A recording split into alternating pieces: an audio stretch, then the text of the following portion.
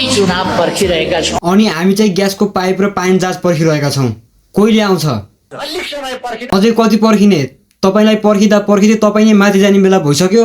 यस्तो नचाहिँदो कुरा गर्न पाइन्छ? अनि भन्नुहोस् फागुन 21 को चुनावको लागि तयारी चाहिँ कस्तो हुँदैछ? चुनाव गराए एमाले चुनाव जित्छ। नापिस तेरो पार्टीले कसरी जित्छ? त्यही त पहिला जनता भड्काउने तर्साउने थर्काउने गर्नुभयो। अब तपाईँलाई कसले दिन्छ भोट? कसरी जित्नुहुन्छ चुनाव? अब चुनाव जित्ने भाउ त भनेकै त्यही पैसा बाँडेर होला। त्यही पैसा पनि छ कि छैन कुन्नी। अलिकति भएको सम्पत्ति जेनजीले जलाइदिइहाले र अलिकति लुटपाट गरेको जनतालाई ठगेको पैसा कार्यकर्ता पाल्दा र ती गुन्डाहरू पाल्दा सकियो होला। के पैसा बाँडा जित्नुहुन्छ चुनाव? छ तपाईँसँग पैसा? कति छ तपाईँको सम्पत्ति? अमेरिकाका ब्याङ्कको आधा सम्पत्ति मेरै होला। हुन पनि सक्छ। यत्रो 30 वर्षदेखि जनतालाई लुटेको ठगेको पैसा कहाँ राख्नुभयो होला र अरू? ल ठिक छ, तपाईँले अहिलेको चुनाव जित्नुभयो रे, प्रधानमन्त्री पनि तपाईँ नै बन्नुभयो रे। अब फेरि प्रधानमन्त्री बनिसके पछाडि जनताको लागि के काम गर्नुहुन्छ नि? म प्रधानमन्त्री भएँ भने 6 महिनाभित्र ग्यास वितरण गर्छु। अब नेपालमै ग्यास निस्किँदैछ, ग्यास बाल्नु पर्छ। विदेशबाट ल्याएको ग्यास होइन, पहिले ताला लाएर राखेको छ त्यहाँ, ग्यास निकाल्न छोडे। त्यो ग्यास निकाल्नुपर्छ र पाइपबाट त्यसलाई त्यो ग्यासलाई ल्याएर एकै ठाउँ पानी ट्याङ्की जस्तो ट्याङ्कीमा राख्न सकिन्छ र घर घरमा पाइप पुर्याउन सकिन्छ। हो, यस्तो हावा पारेर त चुनाव जितेको जितै हो। ल एकछिन पक्नुहोस्, जनतालाई सोधौँ, तपाईँलाई जनताले भोट हाल्छन् कि हाल्दैनन् भनेर म जनतालाई सोध्छु। एकछिन रुक्नुहोस्। ए दाइ सुन्नुहोस् त, यसपालिको भोट कसलाई हो? केपी ओलीलाई? केपीको पैसा खाने बालनलाई ठोक्ने भोट।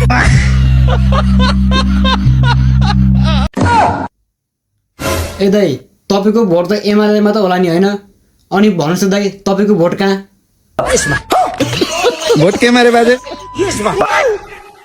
ए आमा तपाईँ भन्नुहोस् त केपी ओली कस्तो मान्छे हो?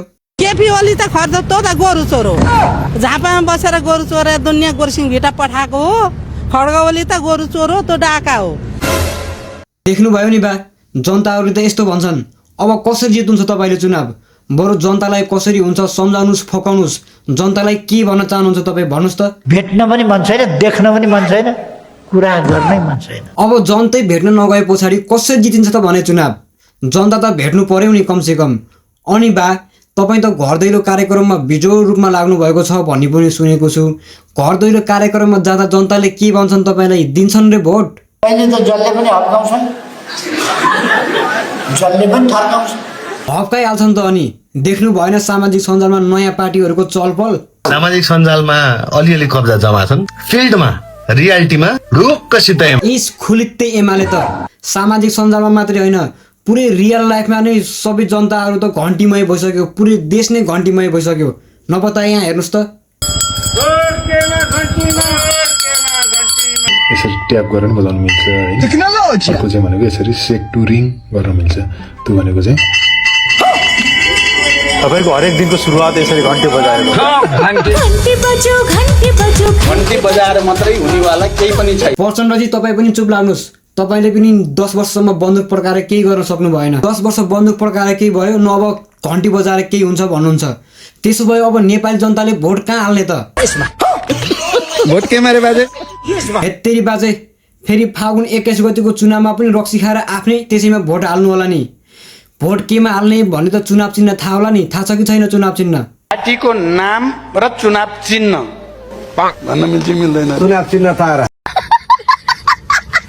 आजदेखि नयाँ नेपालमा पार्टी सुरु भएको छ, साकार लिडर भएको। होइन है साकार दाइ, फेरि तपाईँले पनि पार्टी खोल्नु भएको? अनि के हो नि पार्टीको नाम? नेपाल विकास पार्टी। अनि चुनाव चिन्ह? लाडो